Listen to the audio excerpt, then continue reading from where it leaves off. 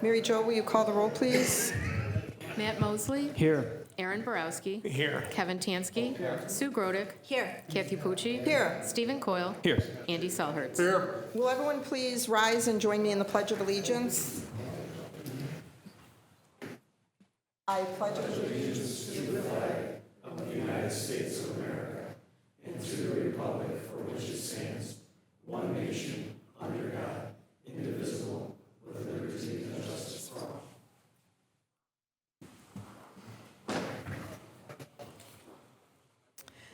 Okay, I'm going to recognize the mayor, who has a proclamation for Detective Chris Fry.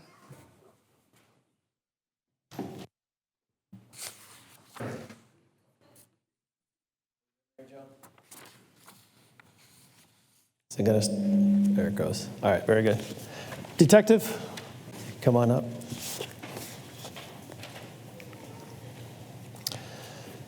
So Detective Fry, I'm going to read a proclamation in a second, but he was a member of the police department. He retired back in July when we were on recess, and so he made him come back out of retirement to come back here for this proclamation. And before I read the proclamation, I just want to say what an outstanding officer Detective Fry was. I've only been the mayor for about a year and a half, but in that time I learned very quickly that Detective Fry was invaluable to this department.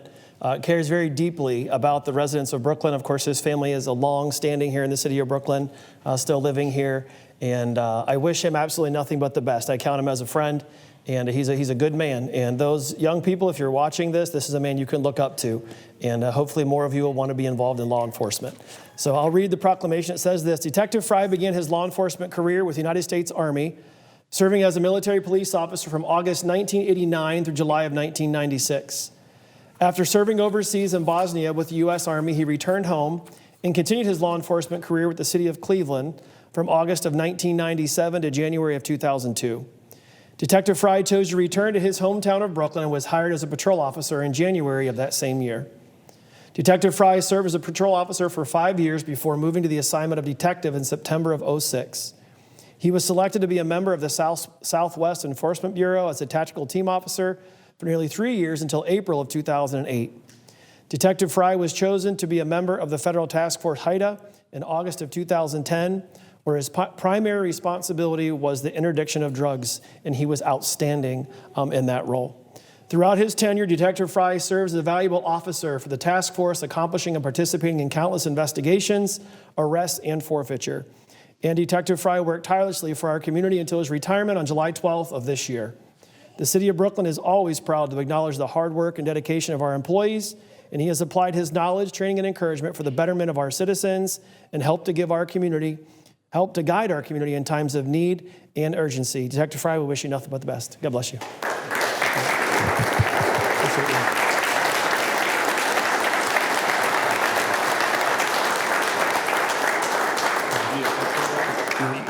Use that in a second, yeah.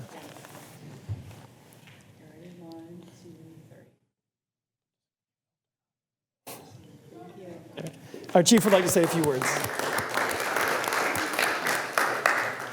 So I just wanted to say a couple things about Chris.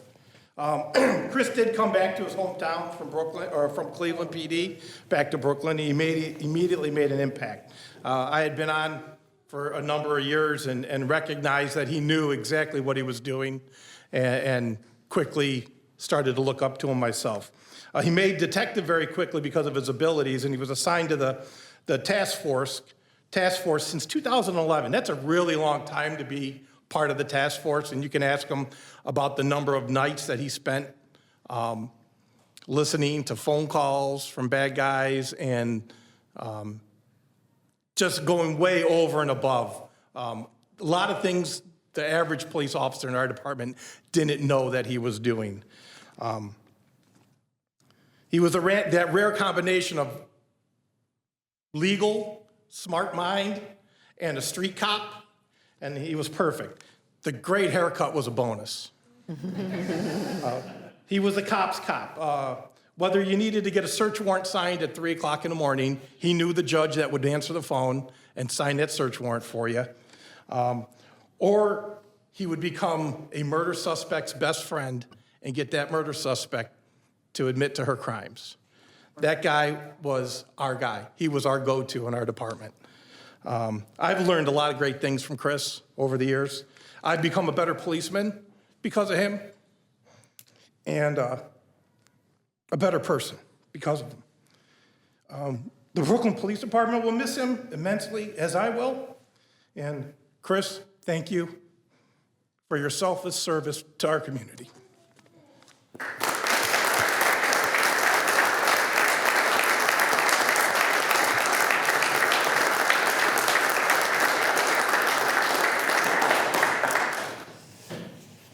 Well, it's unique that we're able to honor Detective Fry tonight, as well as swear in 3 of Brooklyn's newest police officers this evening. So it's out with the older, not old, older, and in with the new. So Nick, we'll start with you since your name's on the list first. Nick Adams. And seniority wise. All right, if you could please raise your right hand and repeat after me.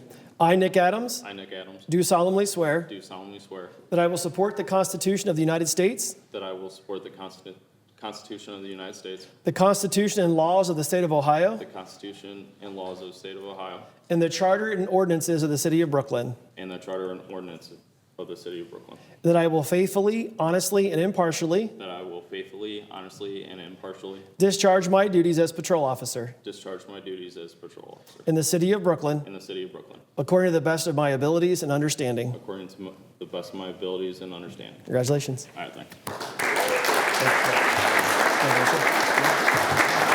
I do this every time. Yeah.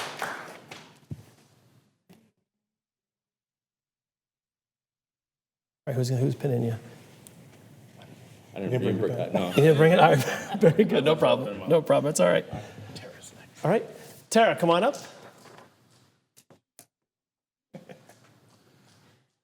She's ready to go. She's got to work tonight. Yes, yes.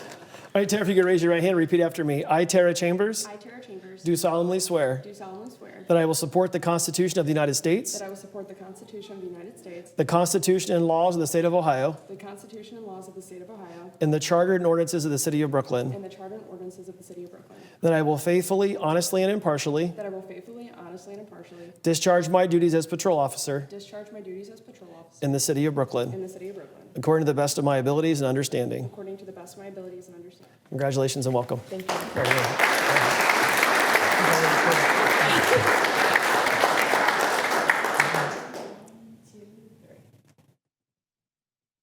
Very good. All right, Mike.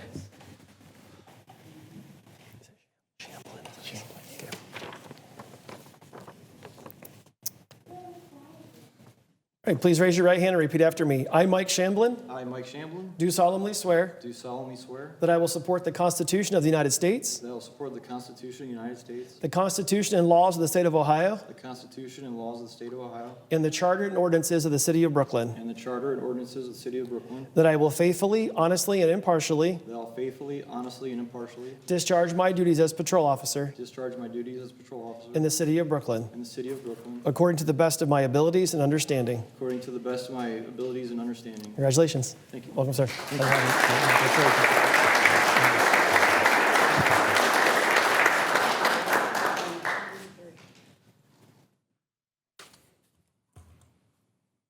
Very good. Thanks to all of our officers for coming and watching as well. God bless you all.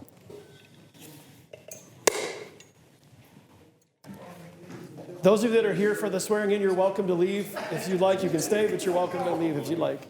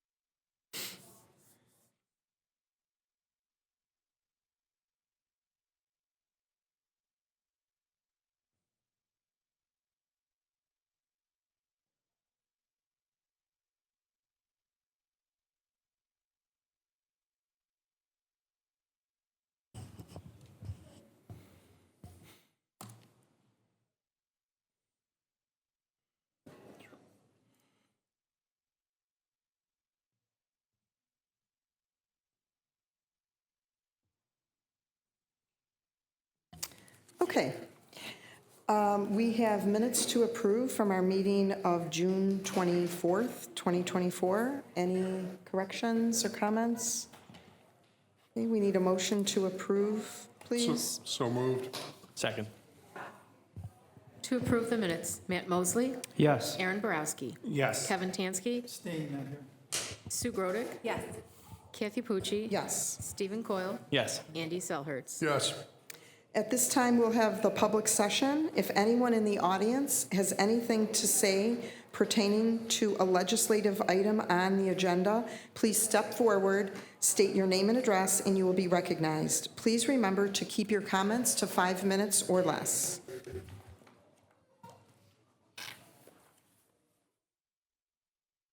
Okay, we'll move on to reports of committee, commissions, and boards. I'll start with the Finance Committee. The Finance Committee did meet earlier this evening at 6 p.m. This is a public meeting, and the public is encouraged to attend. Under the legislation, we recommended adopting Ordinance 2024-15, which is enacting Chapter 121.06, Council Salaries of the Codified Ordinances of the City of Brooklyn. Just to recap the history, there has not been an increase in the salary of council since 2008, and this particular piece of legislation would not go into effect until January 1st, 2028, which would mean that there would be 20 years between increases, and no one up here would benefit from it because both cycles of the staggered election, or all seats in the staggered election cycles will be up and voted on prior to that. And under this legislation, the salary would be $12,600. The president would be at $14,100. And if there were any increases in the future, it would be tied to the consumer price index.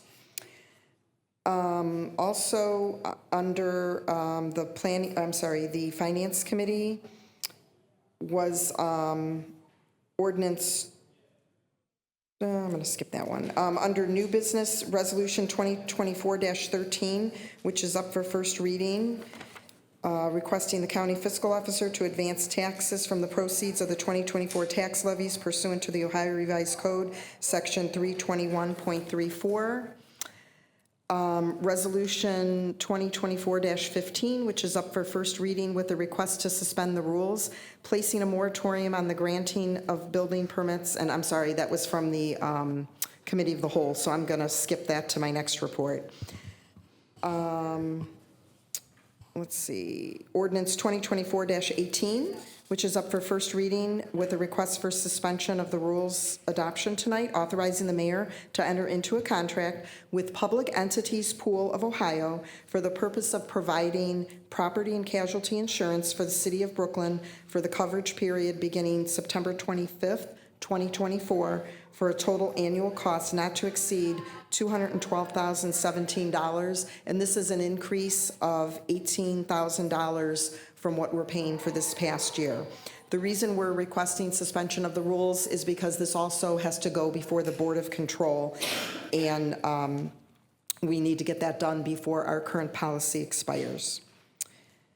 Ordinance 2024-20, which is up for first reading with a request to suspend the rules, authorizing the updated capital improvement plan for 2024. This increases by $293,000 for a piece of equipment that our service department was going to get in the future. However, there's one that's already built that will actually end up being not only being cheaper, but we would also be able to get it in a more timely fashion. Additionally, a little bit of information on the finances. The state auditor did release our audit results, and we were notified of that on August 6th. This is available on the Auditor of State's website. And we do have our budget meetings scheduled for the 2025 budget as follows. October 21st, we will be discussing our 5-year capital improvement plan and the 2025 capital budget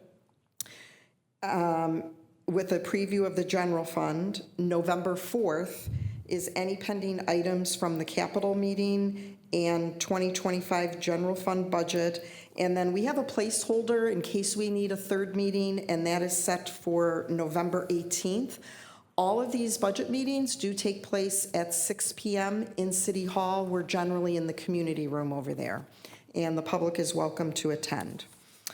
The Committee of the Whole met at 6:15 this evening and addressed the following legislative items. Ordinance 2024-15, enacting Chapter 121.06, Council Salaries of the Codified Ordinances of the City of Brooklyn. The Committee of the Whole recommended that we adopt that this evening. Ordinance 2024-16, which was up for third reading and adoption, enacting Chapter 157, Connecting Commission of the Codified Ordinances of the City of Brooklyn. Mrs. Grodick did make 3 suggestions to amend this legislation as follows. In 157.02, under the composition, we're striking the word residents and inserting the word stakeholders. And we're also going to establish a minimum of membership being residents. So that would now read, the Connecting Commission shall consist of 11 members who shall be stakeholders of the City of Brooklyn, with at least 2/3 of the members being residents. The second proposal for an amendment, which was adopted, is in the title, and it would be striking the word connecting and inserting inclusion and belonging. So the title would now read, enacting Chapter 157, Inclusion and Belonging Commission of the Codified Ordinances of the City of Brooklyn. And then any place that referred to the Connecting Commission, inclusion and belonging would be replaced throughout the document. And then the third amendment was in 157.05B under duties, and it was just striking the word connecting because it was a little bit redundant. So that would now read, considering programs to promote practices that best connect stakeholders with each other and provide more opportunities for all stakeholders to engage in their community. Ordinance 2024-17, the committee voted to defer this. This was also up for third reading. This is amending the planning and zoning code of the codified ordinances of the City of Brooklyn to regulate certain medical marijuana and adult use cannabis facilities in the city. Just to refresh everyone's memory, we worked on this legislation. There was a dispensary owner who was interested in coming into Brooklyn, and we wanted to make sure that we had regulations in place to that would be in the best interest of the city. Part of that process to amend our new zoning code is these get referred to the Planning Commission, which council did do. However, between that meeting in June and prior to the Planning Commission meeting when they were going to address it, there was a change because the particular dispensary owner had to make a decision on what was going to be their number one choice as they applied for a recreational cannabis license. And because there was some uncertainty, because Brooklyn had not had the time to follow through with our process legislatively, this owner had to basically put his number one choice in another location. It's, I believe, in Paynesville Township. So because of that, the Planning Commission did not take action, and they deferred it back to council in case there were some changes that we wanted to make. So where we are this evening is the Committee of the Whole did recommend that we defer this to our next meeting. We can take a look at this legislation and see if there's any other further tweaks we want to make. Then it will go back to the Planning Commission and then eventually back to council. That's if we do move forward with it at the next meeting.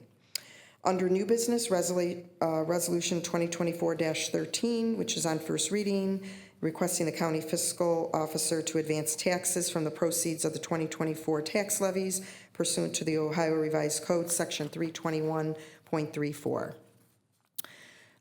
Resolution 2024-15, which the committee recommended we pass under suspension of the rules this evening, placing a moratorium on the granting of building permits for any building, structure, use, or change of that use, which would enable establishments that sell or distribute vape, unregulated cannabis, and tobacco sales in the city of Brooklyn, Ohio, for a period of 180 days and declaring an emergency. This is separate from the recreational cannabis legislation that we're considering. We've had an uptick in interest they're loosely referred to as smoke shops, but part of what they sell are the unregulated cannabis or hemp products, and we want a chance to take a closer look at this on what's in the best interest of the city. Ordinance 2024-18, which is on first reading with a request to suspend the rules. The Committee of the Whole also recommended adopting under suspension this evening, and that's what I just mentioned about authorizing the mayor to enter into a contract with Public Entities Pool of Ohio for the purpose of providing property and casualty insurance for the city of Brooklyn for the coverage period beginning September 25th, 2024, for a total annual cost not to exceed $212,017. Ordinance 2024-19, which is on first reading with a request to suspend the rules to approve the 2024 replacement pages to the codified ordinances and declaring an emergency, which the committee recommended we adopt under suspension. And finally, ordinance 2024-20, on first reading, request to suspend the rules, authorizing the updated capital improvement plan for 2024 that I just explained for Mr. Verba's piece of heavy equipment. Mr. Tansky brought up a issue that we're going to have further discussion on, and that is if we want to take a look at moving forward, how we handle if a council member is absent from a meeting and they want to be here or weigh in on a piece of legislation. We had two situations in the spring and then one at the end of June where different council people couldn't make it, and there was, each situation went in a different direction, whether or not we voted on it that evening when we all were not here versus deferring it until the council person who wanted to be heard on the matter was able to attend. And that sums up our two committee meetings. And next is the Recreation Board, which is Councilman Tansky. Brooklyn's Fall Festival will be held on Saturday, September 21st at the Veterans Memorial Park, beginning at noon. There will be many fun activities for the entire family, including Kids Zone, hay rides, pumpkin patch, inflatable games, face painting, balloon art, animal encounter. We also craft vendors, food trucks, DJ in the park, and a classic car show. Concert in the park begins at 6 p.m. featuring the Bridge Live. The night will conclude with fireworks at dusk. Registration deadline for Brooklyn's Fall Fest 3-on-3 basketball tournament is September 14th. The tournament will be held on September 21st at the Veterans Memorial Park. Team registration zone for boys and girls, grades 3 to 4, 5 to 6, fee $40 per team. Brooklyn Senior Center, September events. Wednesday, 9/11 bingo, the Avenue at 1 p.m. Friday, 9/13 pizza and bingo, Surprise Senior at 11:30 p.m. Tuesday, 9/17 lunch and learn, PCS for people, 12 p.m. Wednesday, 9/18 special bingo at 1 p.m. Thursday, 9/19 mystery lunch at 11:30, cost $3, registration is open. Tuesday, 9/24 dinner in Cleveland Playhouse bus trip, meet at the Senior Center at 5 p.m. Registration is open. Cost $45, pay for your own meal. Wednesday, 9/25 bingo with Brooklyn Point at 1 p.m. Friday, 9/27 pancake breakfast at 10 a.m. Registration is open. Cost $6, sign up before 9/25. Tickets sold at front desk. Call 216-635-4222 to register. Trick or treat will be held on October 24th, 6:30 p.m. to 7:30 p.m. at Safety Town, Veterans Memorial Park. Registration is required for kids only at www.brooklynrec.com. Next recreation board meeting will be held on September 16th in the Rec Center meeting room at 7 p.m. Thank you. Next is the Planning Commission, Councilman Coyle. Thank you. Good evening. The Planning Commission met twice over the summer to hear the following items. First was a referral from City Council for proposed ordinance 2024-17, amending the Planning and Zoning Code of the codified ordinances of the City of Brooklyn to regulate certain medical marijuana and adult use cannabis facilities in the city. This request was deferred until council resumed session and is awaiting further discussion and direction. Second request, to operate an indoor playground at 6700 Bidoff Road, a retail business district. This request was approved. And lastly, a request to open a vape and tobacco store at 6775 Memphis Avenue, a retail business district. This request was denied. And that concludes my report. Thank you. And I understand we need to get some further information for the Board of Zoning Appeals report, so maybe we can have that at the next Correct. meeting. Yep. Thank you. Next is the School Board Liaison, Councilman Mosley. Thank you. Good evening. The school board met various times over the summer and most recently in the treasurer's office on September 3rd. At these meetings, various items were discussed. Among those were various approvals for hiring teachers and personnel, including a new athletic director, Mark Zafka. There were also approvals for funding of after-school care and resources for those who need extra help. Soon there will be a transfer of our current library, which is located at the corner of Hurricane Alley and Ridge, to the school. This will serve as the preschool starting in the fall of 2025. There are many exciting things to learn about with our school district. I recommend to our residents, regardless of if you have kids in the district or not, to attend meetings and engage with our school's government. This could share a wealth of knowledge, especially with the passage of the recent $20 million bond issue. The school board's next meeting will be September 17th in room 173. And that concludes my report. Thank you. We'll now have reports of council, and this evening we begin with Councilman Mosley. Good evening again. The very first thing I would like to do is take a moment to remember September 11th, 2001, as the anniversary is in just a few days. There was an unnecessary loss of life that day, and still to this day, from the effects of war. Just because you're home from a deployment doesn't mean that your fight is over. I want to urge everybody that needs help to reach out and know that you are valued and that you matter. If you don't have anyone to call me. My cell phone number is everywhere on the internet, pretty easy to find, and I'll answer the phone. I would also like to welcome our 3 new police officers that were sworn in today and wish them a long and safe career with us. Additionally, I would like to thank Detective Chris Fry for all of his service and wish him a well-deserved retirement. On a different note, I really hope that everyone was able to enjoy summer somewhat. Thank you to all my fellow council members and the mayor for hosting events around the city, such as Mayor in the Park and Council in the Park. I was able to stay connected and have conversations with many people. And with the end of summer comes kids going back to school. I really want to remind everybody to be especially careful when driving during school hours. On a personal note, I'm excited and proud that my son has started preschool with Brooklyn, and I know that he's going to be in great hands. And not too often when we're up here, you will hear a reason why somebody votes no or yes. So I want to give some of my reasoning for the way that I'm going to vote tonight and for any time in the future. I think my job up here is to represent all of you. When something is overwhelmingly supported by the people in the city, I will not go against them. In this instance, I'm referring to our ordinance regarding the salaries for council. This was voted on last November, and it was an issue called Issue 32. Issue 32 passed by 68.95% of the vote. The language of Issue 32 said that the Civil Service Commission should make a recommendation to council on increases to the salary for council and mayor. The Civil Service Commission made a recommendation to us earlier this year.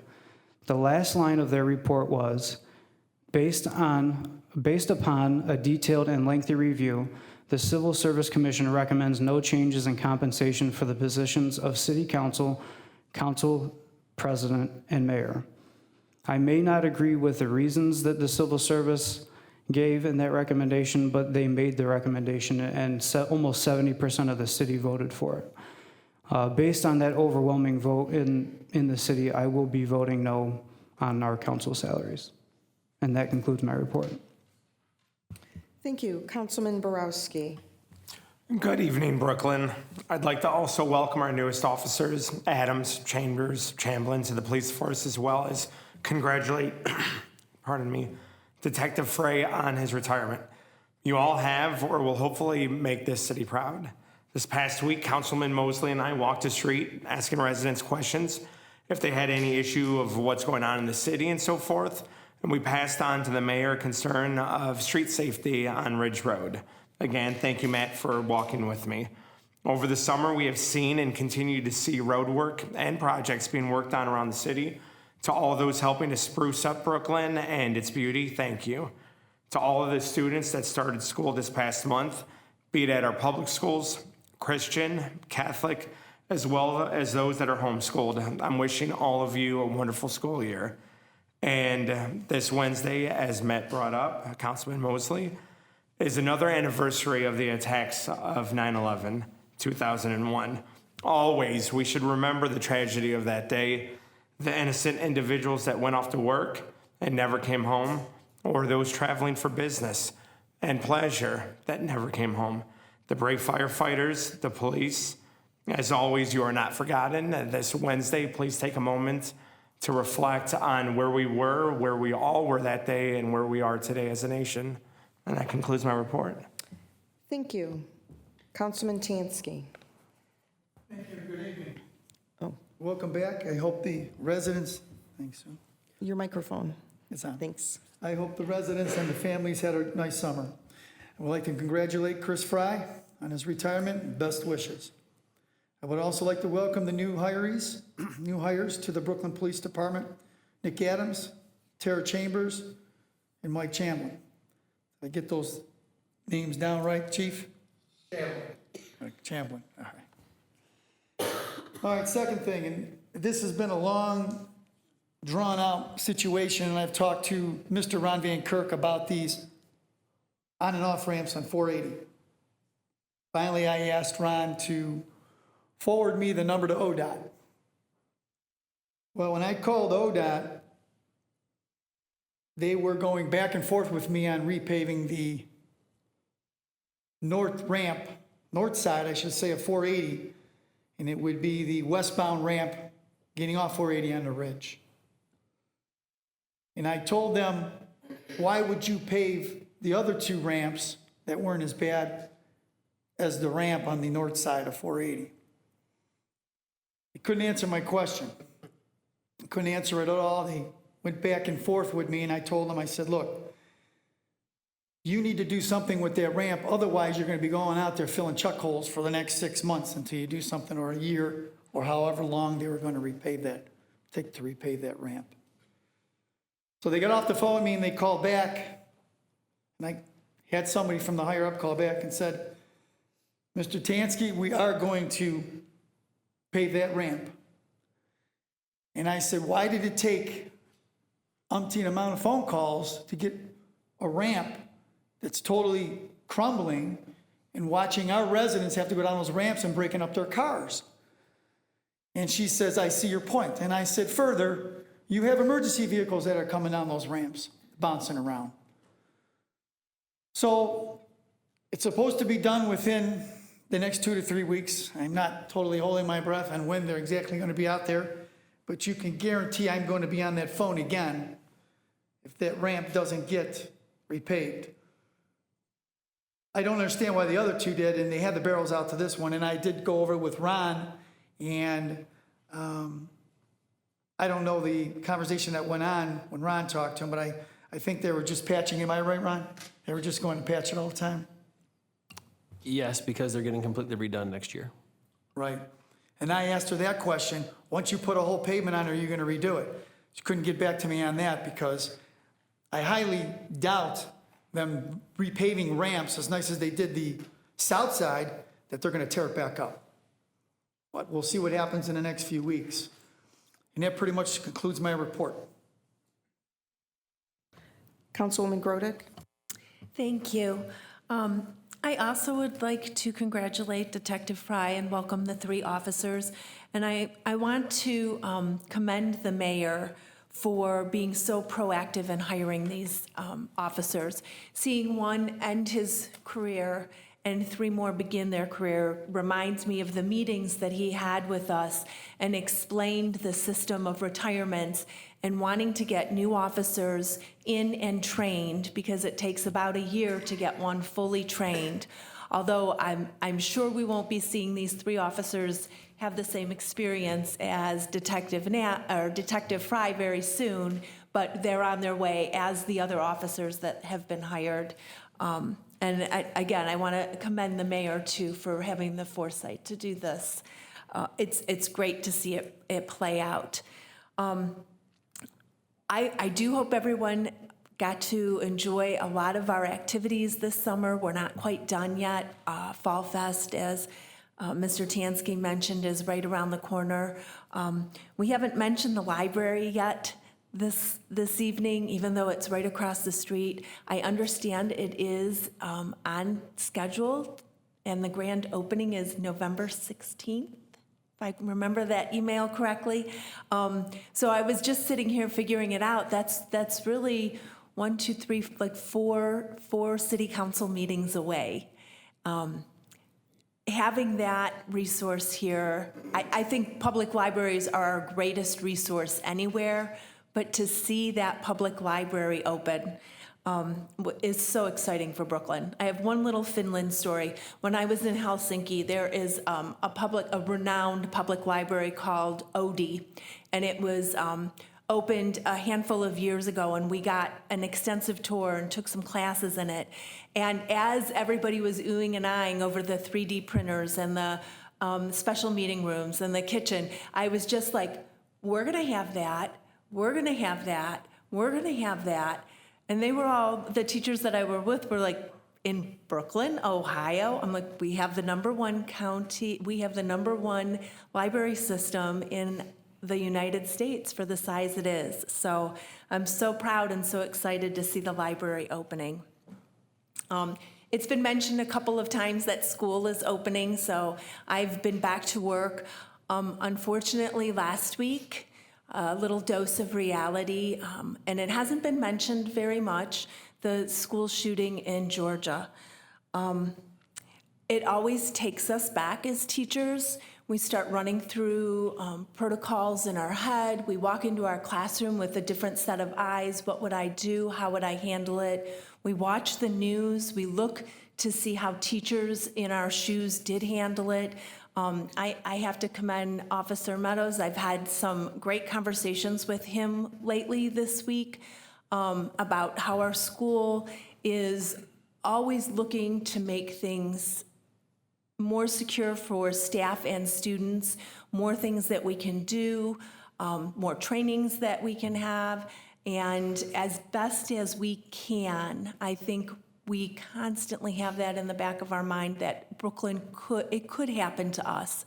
I don't think any of us think today in 2024 it couldn't. But we are doing our best to keep students and staff safe there all the time, and I feel like our schools and our community our city work hand in hand in that regard. And that, on that unhappy note, ends my report. Thank you. Councilman Coyle? Thank you. Good evening again. Welcome back, and I hope that everyone had an enjoyable summer. Congratulations and well wishes to Detective Fry on his retirement. Lastly, welcome to our 3 newest police officers. I wish them all a long and successful career here in Brooklyn. That concludes my report. Thank you. Thank you. Councilman Selchert? Thank you. Good evening, everyone. Once again, congratulations to Detective Fry. Also, welcome to the 3 new officers. Same emotions. Wish them long, safe, happy, successful careers with the department. Thank you to those that entered this year's home garden contest.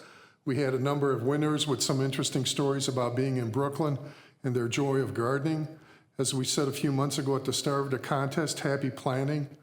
Seems these residents are happy about their gardens for themselves to enjoy and for the others who might walk by or bike or drive by their yards. The winners were the following: 4374 Newberry, 6107 Northcliffe, 4654 Winter Lane, 4574 Rodone, 4576 Forest Edge, 9840 Biddulph, 9208 Orchard, and 9010 Memphis Villas. Speaking of gardens, tomorrow night is the next in a series of speakers brought to you by the Friends of Brooklyn Library, Laurel Garden Club, and Keep Brooklyn Beautiful. It's pruning, when, where, and how. Are you interested in improving the improvements? Are you interested in improving the appearance and increasing the vigor of your landscape plants? This presentation discussed the appropriate time and proper techniques for pruning shrubs and deadheading flowering plants. Join Sue Gold from the Master Gardeners of Cuyahoga County to learn when, where, and how of pruning. The second speaker will be on October 1st. The subject will be putting your garden to bed. As fall winds down and winter approaches, gardeners need to address some basic maintenance that will make their work in the spring much easier. This presentation explains the basic task for preparing for winter. Topics include lawns, roses, evergreens, shrubs, flower beds, vegetable gardens, tools, etc. Christine Harris from the Master Gardeners of Cuyahoga County will be back at the Brooklyn branch for this timely and informative program. With the one for tomorrow night, there's still about 10 spaces of the original 75 that are available, and about 52 spaces have already been taken for October 1st. This morning I met with Mike Mennett. He is the president of Keep Ohio Beautiful. We're planning, we mentioned it in the spring, it's actually going to happen. On Saturday, October 5th, we'll have a cleanup at the various on and off ramps of 480. There'll be a Tiedemann at Ridge at State. ODOT will be involved along with Keep Ohio Beautiful. We'll have in a couple days some sign-up forms or registrations where groups actually can volunteer to work on this. ODOT will actually set up the cleanup sites, and they'll take all the debris out afterwards. When we start to talk to budgets for next year, I'd like to see council, along with the administration, look into adding some more streetlights on the streets east of Ridge from Delora to Glencoe. It's the only section in the city besides one or two other isolated locations where there's not a street light on each electric pole. The current cost for that area will be roughly about $52,500. To get all the other areas included, the total might run up to about $75,000. And that concludes my report. Thank you. Regarding the anniversary of 9/11, I'm going to try not to be redundant, but it's very important that we don't forget. And one thing I'd like to add is that we now have a whole generation of young people who were born after 9/11. And I think it's very important that we continue to remember and commemorate what happened so that generation and future generations have a good understanding of exactly what occurred. I would like to thank the residents who came out over the summer to participate and attend the community meetings and the council in the park sessions. It was a good opportunity for us to either answer questions or have conversations with residents, and also for residents to share with us some of their concerns and complaints. I would like to welcome our new officers, Adams, Chambers, and Shamblin. I wish them a long and safe career in our community, and we're glad that you're here. I would also like to congratulate Detective Fry on his retirement. It makes me feel a little old because I do remember when he was hired, and he had an exemplary service to our community. And Chris cares deeply about our city. And one of the things I appreciated that he was always very accessible and also responsive. Over the years, there were periodic situations where residents were very frustrated because of drug activity in their neighborhoods. And it's a really hard thing because there's a very high level that has to be met before the city or the police can take action. And I always appreciated his willingness. I would share, exactly what was going on and the concerns the residents had. And he was always very, very responsive to those particular situations, and I really appreciated it. Detective Fry has a long family history of service to our community. It was my honor to serve with his grandfather, John Fry, and his father, Greg Fry, on council. These were two people who I really looked up to since way before I was even on city council. And on a personal note, our families go back for 3 generations. My kids will still mention some of the stories, and Mr. Greg Fry is still with us right now, that my father-in-law, Joe, and John Fry, as youngsters, getting hired and picking beans on some farms off a Shaft Road in Brooklyn Heights. And also, Greg Fry's mother, Mary, went to school with my mother-in-law, and they were very close friends. And I can remember Mrs. Fry mentioning to me that back in the day, my mother-in-law was the one who taught her how to smoke. So we appreciate their long history of service in our community, and I wish Detective Fry a very long, healthy, and happy retirement. And that completes my report, and we'll move on to the mayor's report. Thank you, Council President. I've already welcomed the new officers. I want to thank Chief Melky for his hard work in hiring these young men and these young women. We get to see the kind of the finished product once they're hired, but I've now seen it from this side of how that process works. And one of my biggest frustrations when I first started as mayor was how long the process took. But now that I've seen it and seen how he operates, it is well worth the wait. It's a very, very detailed process that they go through. They end up saying no to more people than they say yes to for various reasons. But they do a fantastic job in hiring these officers. And it is a long process, as Councilwoman Grodick alluded to, but I believe it's well worth the wait. And we actually are in the process of hiring 3 more. And so Chief is so looking forward to starting that process all over again. It's a multi-step process, but as you saw tonight, Detective Fry and the Chief get emotional tonight with that. Being on this side, it's really neat to see. I don't have the history that Mrs. Pucci talked about, but I did get to, I think I served very briefly with Mr. Fry at the very beginning, or maybe he had just got off council. But just to see the rich history that's here, and truly the police department, the fire department, the service garage, a lot of these guys, they're really family here. And so when someone retires, I meant everything I said about Detective Fry. He is already missed, as the chief will attest to. And we don't have very many officers and or employees in general leave our city. Once they're here, they tend to stay here till they retire, or they may switch professions, but for the most part, they're here. And that's a testament to the directors. And I'm very grateful in this case for Chief Melky and all the work that he does. Our police are outstanding, and I'm so grateful to be a part of it. In regards to the summer, Mrs. Pucci and several others mentioned it, but I did have the opportunity to host 3 community gatherings in all 3 of our parks. The first one was I believe the first one was in Brock, and that was back in June. And then I held one in Marquardt in July, and then just last month in Veterans Memorial Park. And so it was great to get out and to see the residents just talk about various concerns. Speaking of Veterans Memorial Park, the design for the complete upgrade of that park is nearly complete. We have one more meeting this week where we should be finalizing everything.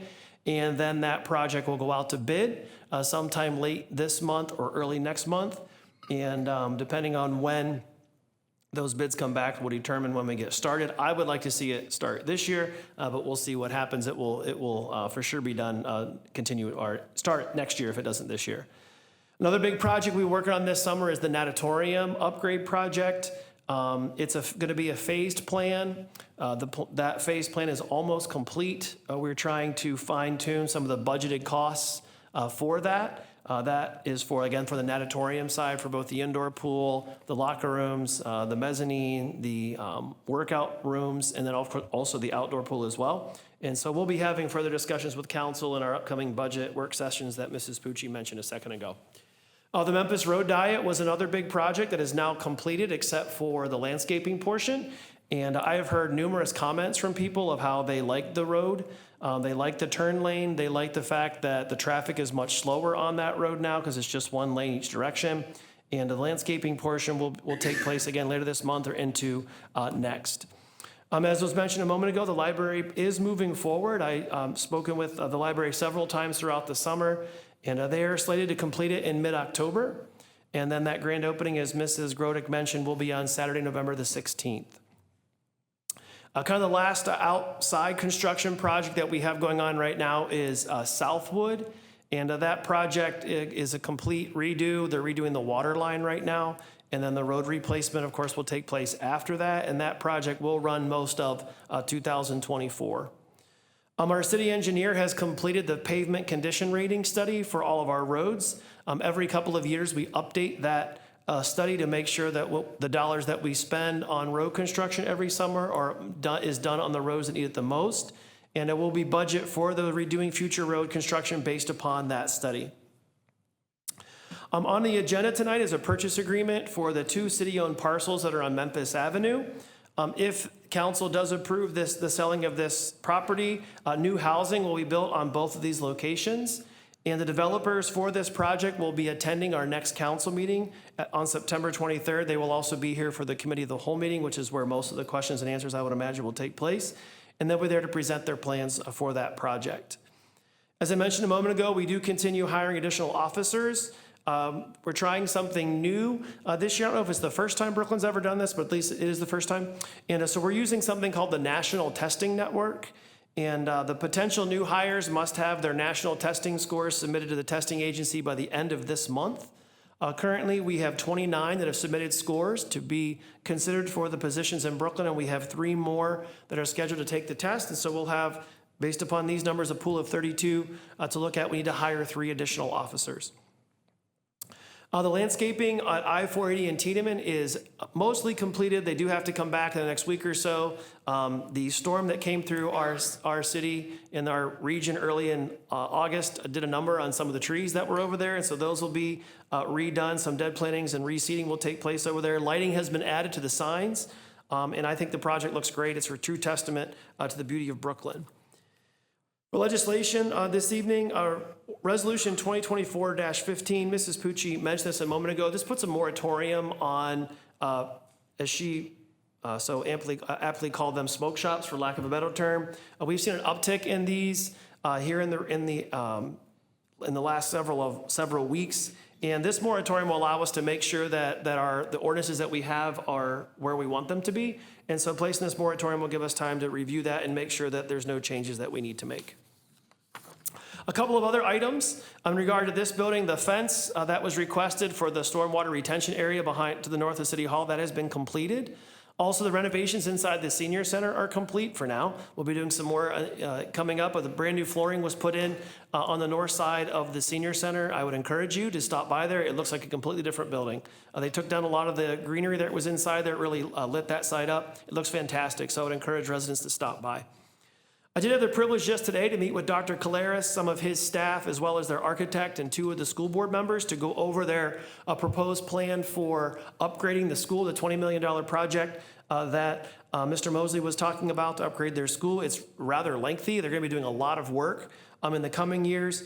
But one of the things they want to do is they want to connect some trails that they'll be putting in over at the stadium complex in that land over there. They want to connect their trails with our trails, which is something that we've wanted to do for a long time. And so we talked to them about that, and that will move forward. We just got to cross some T's and dot some I's, and that'll take place in the next couple of years. But what they're doing at the school is outstanding. They've already started the work. They redid all the restrooms in the high school, and there's a lot of work that'll take place over there. So I'm very happy for the school and for the district. It'll be a welcome upgrade to that facility. Last thing I'll mention is the newsletter. Many of you may have already received it. If not, you'll be receiving it in the next couple of days. On the very back side of the newsletter is an article regarding the deer population of our city. I've had several complaints this summer about people actually ironically being attacked by deer, which I had never heard of before, but there were 2 different incidences of that happening in our city. And there are a lot of deer around the city. And so I've scheduled with the U.S. Department of Agriculture. They're going to be coming into our city after the leaves fall off the trees to do a deer survey. They're actually going to count or estimate the number of deer that we have in our city, and they will also find the hot spots of where the deer are coming from and where they're living. A survey has been produced that will allow residents to voice their concerns and their opinions on the deer population. On the back side of the newsletter, there is a website, a link at the very bottom of this. You can type that into your browser and go to that, or you can go to the city's website. The link to that survey is right on the front page, and we're trying to gather information on where you live, how many deer do you see on a daily basis, are they causing damage, et cetera. And so we're trying to figure out the best way to control that deer population. One of the things that's driving this is cities around us, both Parma and Parma Heights, have a deer calling in their city. And so it has, they believe, and I believe, has pushed the deer into Brooklyn because no one's calling them in Brooklyn at this time. And so we've seen visibly, it seems like a massive increase in population, and we'll see whenever that survey comes out with the Department of Agriculture. But please go on, take that survey, and I'll put your opinion in based upon what you think and what you're seeing. And then as Mr. Tansky mentioned, the ramps at I-480 and Ridge, I've had numerous conversations with ODOT. I'm glad they're gonna pave over them. The reason that they gave me that they didn't, those are concrete ramps, and they're gonna be completely redone next year, which is a major undertaking when you redo concrete. So I did ask them to pave over it. Now Mr. Tansky has asked them to pave over it, so we will see if they actually do it. They are bad, and so I'm glad to see that they're making some headway, so I appreciate Mr. Tansky's help on that. And that's all I have. Thank you. Thank you. We'll move on to legislation. Under old business, we have ordinance 2024-15, which is up for third reading and adoption, enacting chapter 121.06, council salaries of the codified ordinances of the city of Brooklyn. Any comments or questions? We need a motion to adopt, please. So moved. Second. To adopt, Matt Mosley, No. Aaron Borowski, No. Kevin Tansky, Yes. Sue Grodick, Yes. Kathy Pucci, Yes. Stephen Coyle, Yes. Andy Selhertz. Yes. Ordinance 2024-16, which was up for third reading and adoption, we do have a recommendation to amend it, which would mean it would go back on second reading, enacting Chapter 157, Connecting Commission of the Codified Ordinances of the City of Brooklyn. And Mr. Butler, I did read the amendments that were recommended into the record already under the Committee of the Whole report. Is that sufficient? Yes, it is, and I'll make the changes to the legislation so you've got it uploaded for your next meeting. Thank you. So we need a motion on the amendments that I read into the record. So moved. Second. To amend, Matt Mosley, Yes. Aaron Borowski, No. Kevin Tansky, No. Sue Grodick, Yes. Kathy Pucci, Yes. Stephen Coyle, Yes. Andy Selhertz. Yes. Okay, and that's on second reading. Ordinance 2024-17, which is up for third reading. However, we do have a recommendation to defer this, amending the Planning and Zoning Code of the Codified Ordinances of the City of Brooklyn to regulate certain medical marijuana and adult use cannabis facilities in the city. Any comments or questions? And we need a recommendation. The motion initially was to defer this to our next meeting, which is, I believe, the 23rd. Motion to defer. Second. To defer, Matt Mosley, Yes. Aaron Borowski, Yes. Kevin Tansky, Yes. Sue Grodick, Yes. Kathy Pucci, Yes. Stephen Coyle, Yes. Andy Selhertz. Yes. Resolution 2024-13, which is up for first reading, requesting the county fiscal officer to advance taxes from the proceeds of the 2024 tax levies pursuant to the Ohio Revised Code, Section 321.34. Resolution 2024-14, which is on first reading, accepting the amounts and rates as determined by the Budget Commission and authorizing the necessary tax levies and certifying them to the county fiscal officer. And this represents no change in our property taxes. It will remain at 5.9 mils.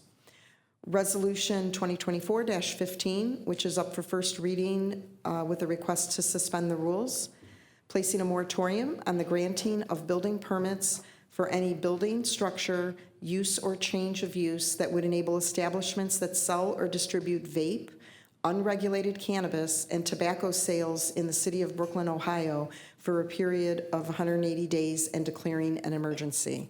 Any comments or questions?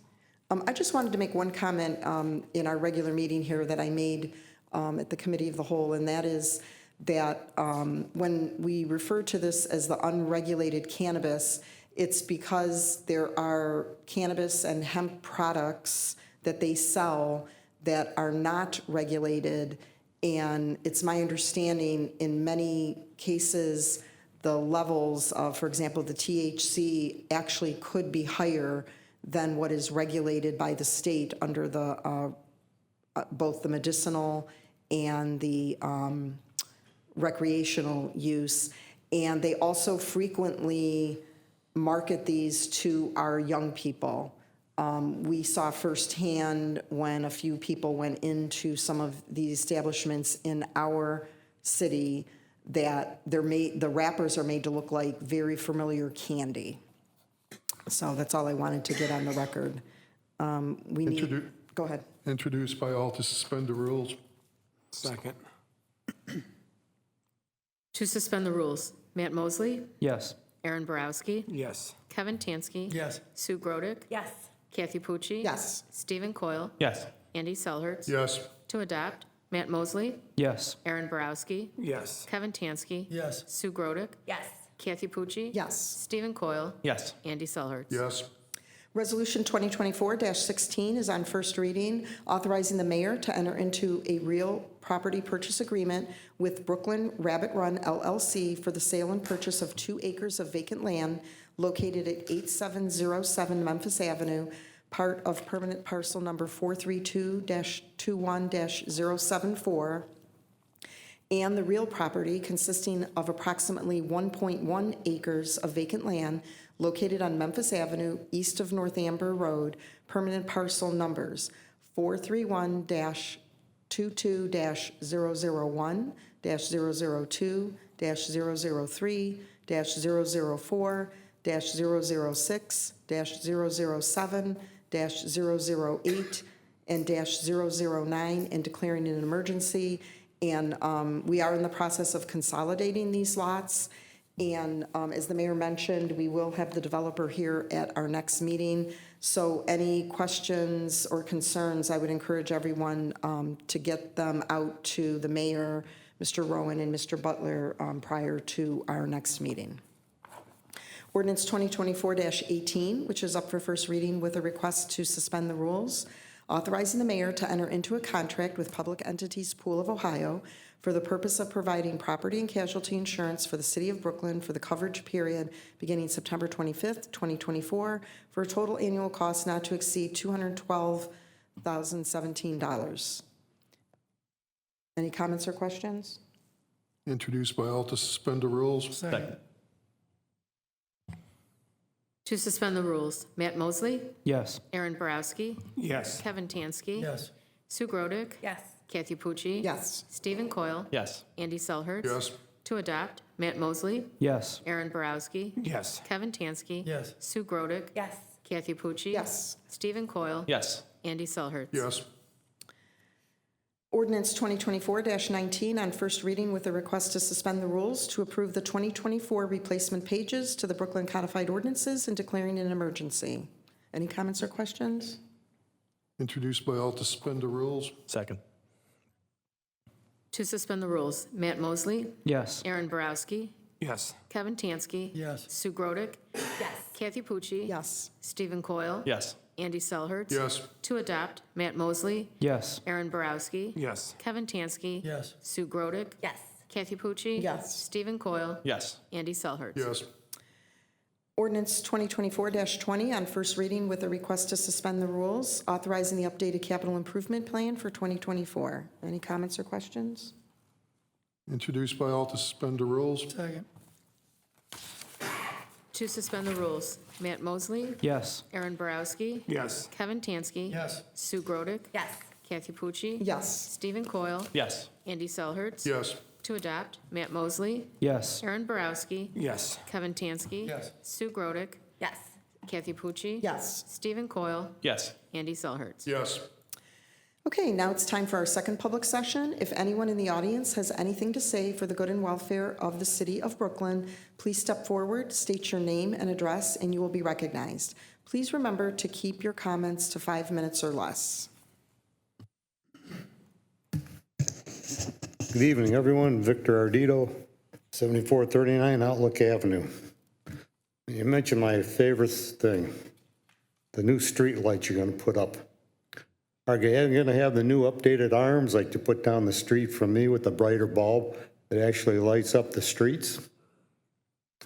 And I had overheard from a First Energy employee that we chose the cheaper low wattage bulbs for all the side streets, which make it even darker than it was.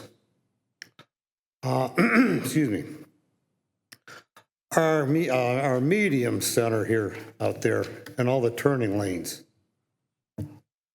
It was pretty funny when you had the engineer call me and try to explain this stuff.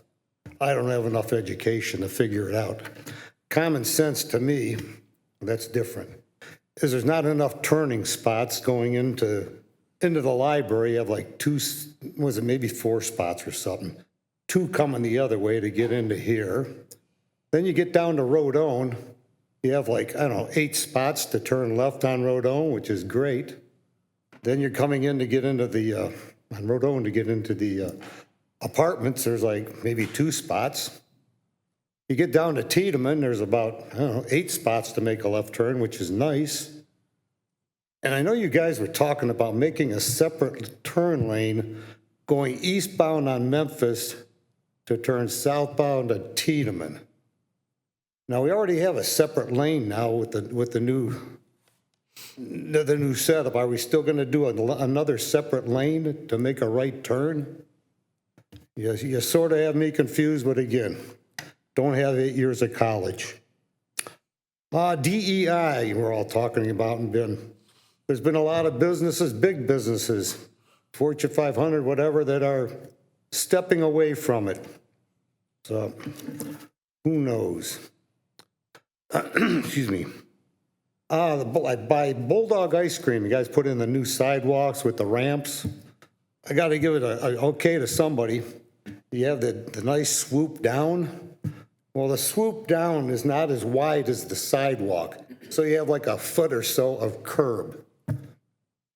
But in other areas, you made it as wide as the sidewalk where we have wide sidewalks. Was that somebody's idea of a joke or just something they missed again? You were talking about the trails, the school hooking up to our trails.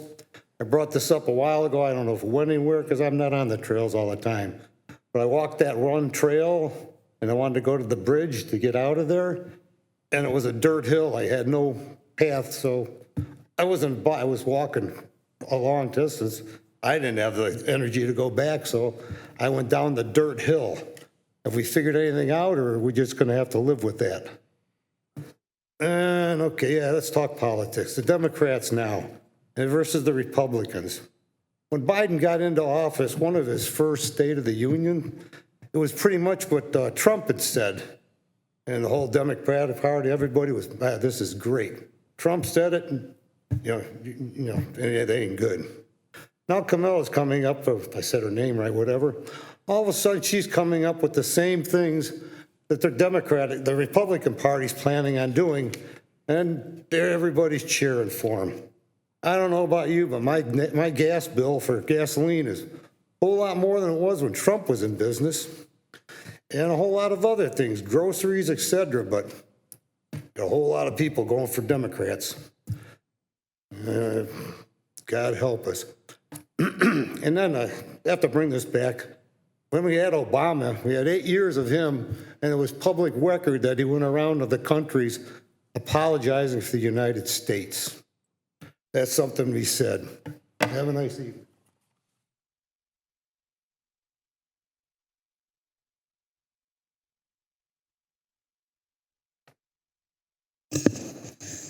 Jim Oper, 4823 Elizabeth Lane. As most of council, the mayor, and city administration know, to put it gently, I'm less than satisfied with the actions, or specifically non-actions, taken by the Brooklyn Point Assisted Living Facility located directly behind my house. They have consistently done an inconsistent job, and that's putting it nicely, of maintaining the grounds behind the facility. I've asked for the same landscaping directly behind my house that was in the original plans and was afforded the other residents on my street. That didn't happen then, even though it was in the original plans, and I have texts and emails going back to 2021 saying it would happen. And it didn't happen then and hasn't happened yet. I've taken matters into my own hand over the last few months so I could at least begin to maintain my fence. It appears now that additional work will probably not be done. They let the fence surrounding their dumpster fall into disrepair with boards missing for 3 years, letting all kinds of garbage blow around. I shouldn't have to pick up their garbage, including adult diaper bags. The city finally told them to fix the fence. They did a crappy job. They fixed it and it has missing boards again. I've also asked the city to ask them to please park facing the building so their car lights wouldn't shine in my bedroom windows. Incidentally, if the back part of landscaping had been finished with a higher slope and extended fence and more trees like originally intended, the problem would not exist. The headlight issue continued, so I had to buy blackout curtains for my windows. Getting back to the dumpster.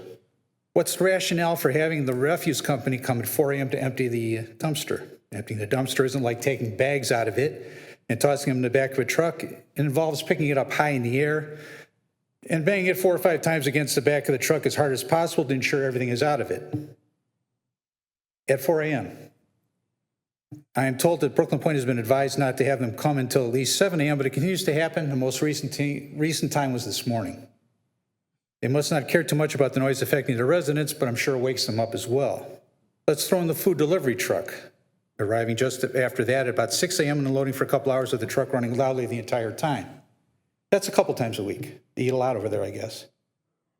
I've been told that the city has asked them to cease the early hours and change them to at least after 8 or 9 a.m. They continue to thumb their nose, and I'm sure another digit or two at the city.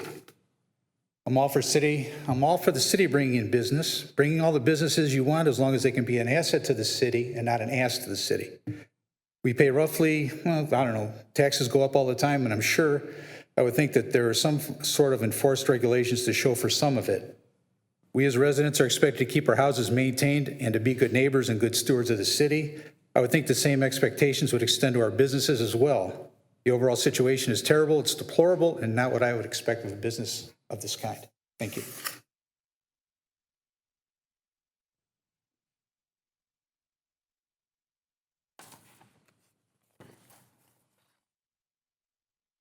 Wally Parker, 7411 Meadowbrook. They see they got Memphis Avenue done, and I've got a question about the landscaping up there. We had paving bricks along the whole thing from Memphis Avenue to where the ice cream place is, and they arbitrarily took all that out, and they're putting grass in there. And I can tell you from years of experience, that's not going to work. They had years ago, that was grass, and they planted trees, and the trees didn't survive. And the wind, when it blows up Memphis Avenue, all the garbage ends up down the corner and stuck in my landscaping at the corner. I would respectfully ask if we can put the paving bricks back in. It'd be a lot less maintenance on our part or the cities or whoever would have to be responsible for it. Thank you.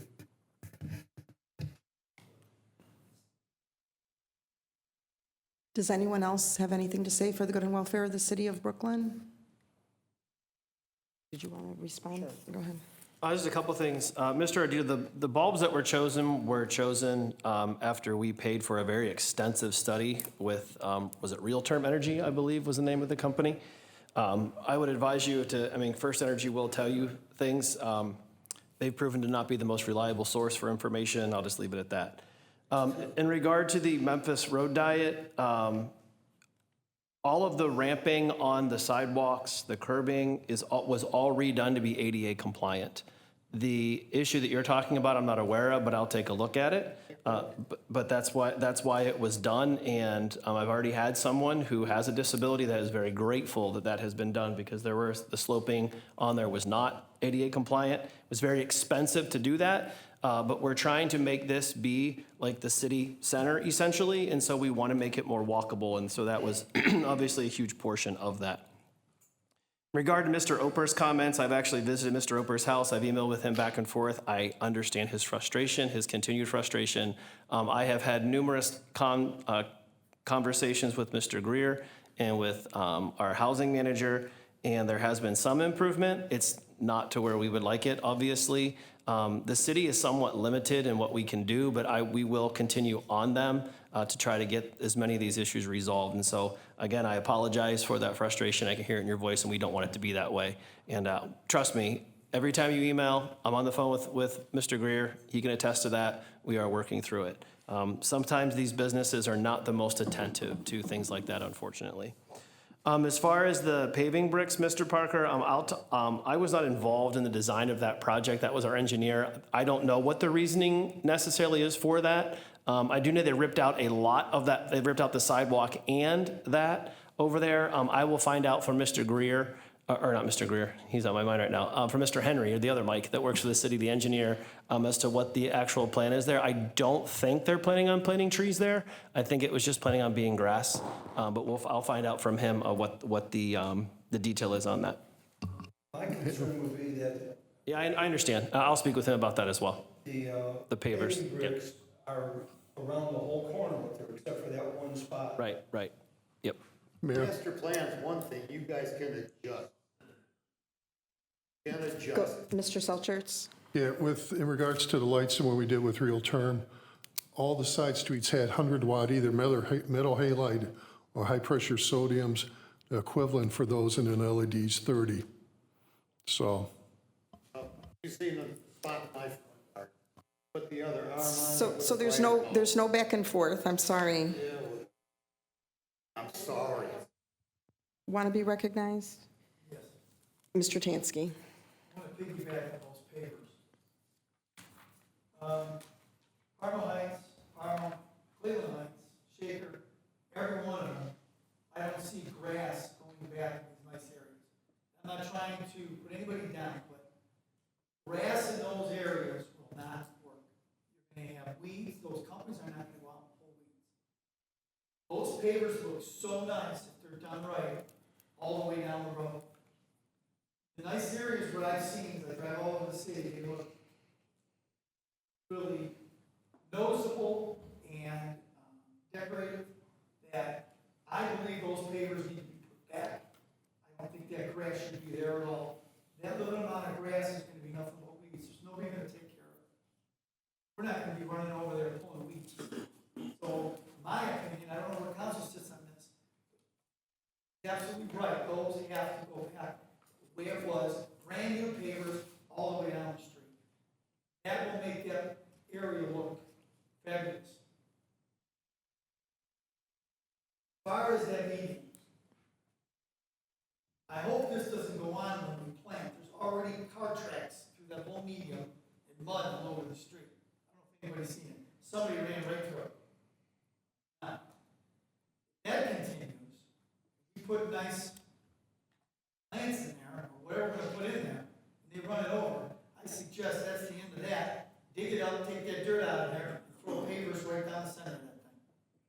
Because we already got car tracks in there, and we haven't planted anything, where's it gonna go later? So, I'm not trying to put down any project that we do as far as council, but the residents do know a little bit of what's gonna happen. I take a lot of their opinions because I believe, my opinion, that they've lived here a long time and they know where this is going. And I know council's trying to make it nice, and I agree with it. The city's trying to make it nice. When you see car tracks already through the middle of that thing, you start to wonder where this is headed. So, Stardino, if that continues over there, I'm 100% behind you. Throw pavers right through the middle of that thing in concrete. If we cannot maintain, and there's gonna cars that are gonna run through it, because it's just gonna give us a headache and cost more money. The way we're acting, we're filthy rich. City at this point. Well, I sex things, like I said, the pavers, Ron, take a look at that, with that grass area. Let's make it less maintenance free. And I think that will go along in a best way for the city. The meetings are not done. Those are going to be filled with large gravel size, I don't know what the word is, they're rocks that are going inside there, the larger ones. And then there will just be the plantings we talked about down the middle of that. I already talked to the chief today about that. Someone went through that probably thinking they were funny. Well, we'll have cameras on it.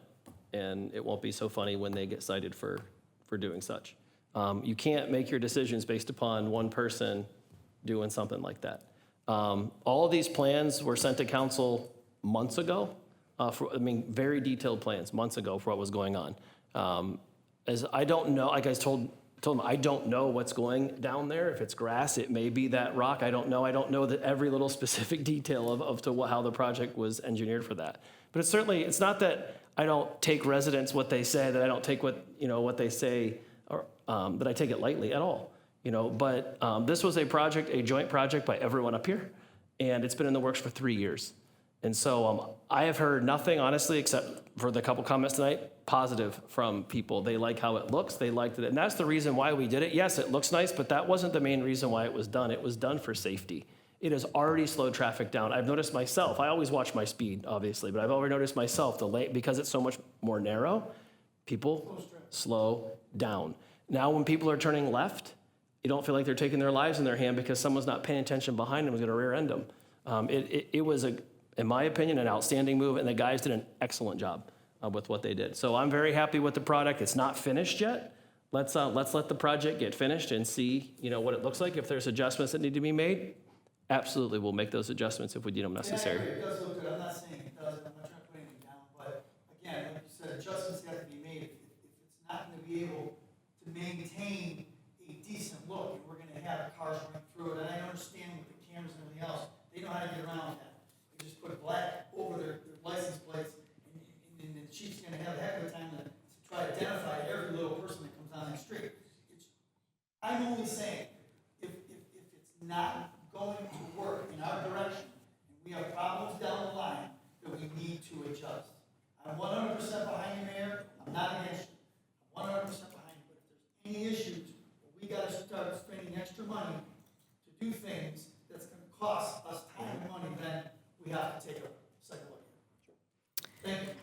Thank you. Just a couple quick things. Mr. Ardito, and I've been to your house regarding the lights. I understand exactly what you're talking about. We've had numerous conversations.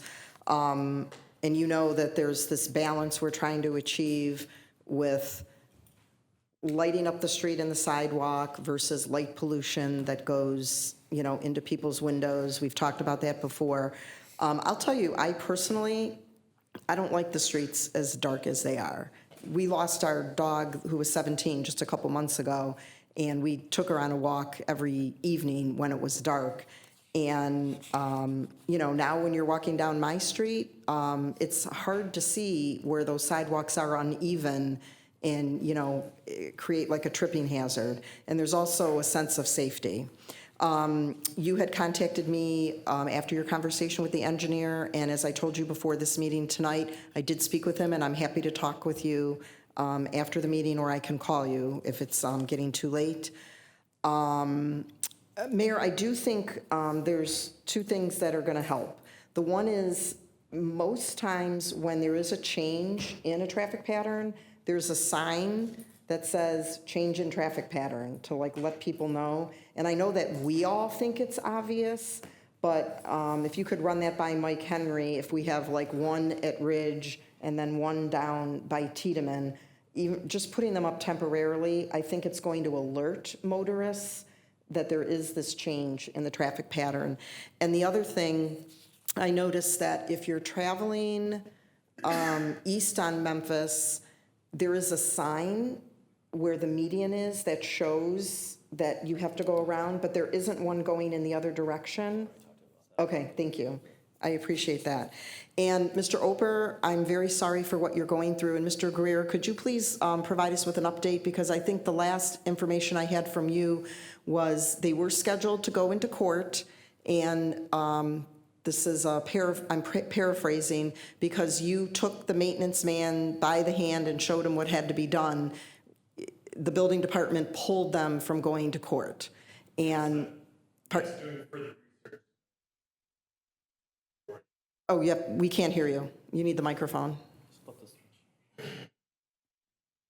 Is that working? Yes. I think so. It's on. Working? Thank you. Further research into it, I don't believe I have the authority to put them into court. I did ask them politely, nicely, if they would do so, keep the area clipped, keep it trimmed down low. So they don't have to pick up their garbage, including adult diapers. And I know we have laws about deliveries and dumpsters, and are we going to enforce that? I approached them about the dumpster. They did put the slats back up. They did a poor job. Yeah, they did a poor job at that. I advised them, please get those put back up, otherwise they will be cited. And when it comes to the noise issue, that we determined that's a police thing. That does not fall under my jurisdiction, I understand that. so we Okay. advised them. Could That prior to. Okay, could you please provide us with like a comprehensive list of what the complaints are and what the city's position is on them? I think you already have the list of what the complaints are from Mr. Oper. And if you could give us, like your assessment or interpretation of what we're able to do to rectify some of these issues. I could cite them for not keeping their garbage kennel in order. Okay, Obviously, we can cite them for garbage littering, if you will. pardon me? No, I don't mean like this minute.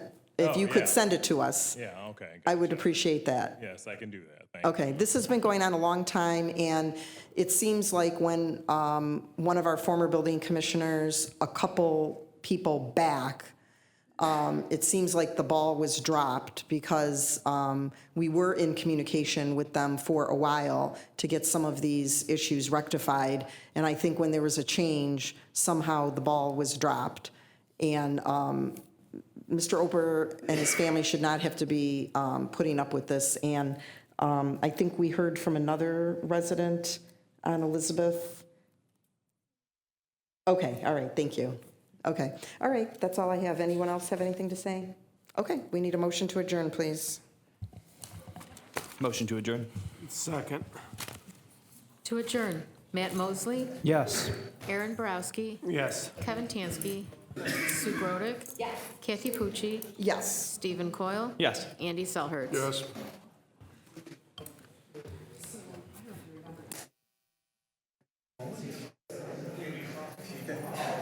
Jeff K, are you? Meet with my the guy that replaced Brian, who's on the task force.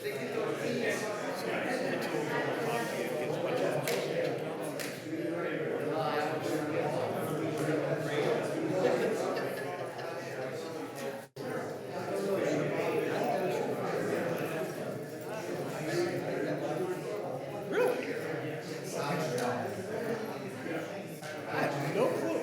Okay.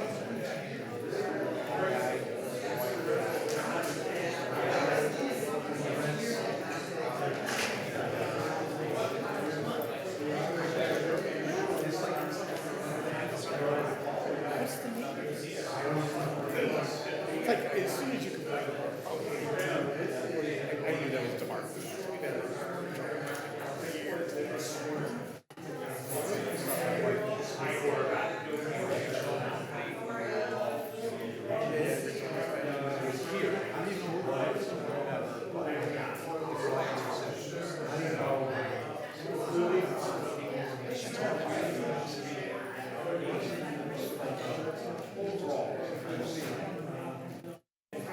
You're always welcome to call. It's like that one with him walking up and down the street. I'm with you 100%. I know.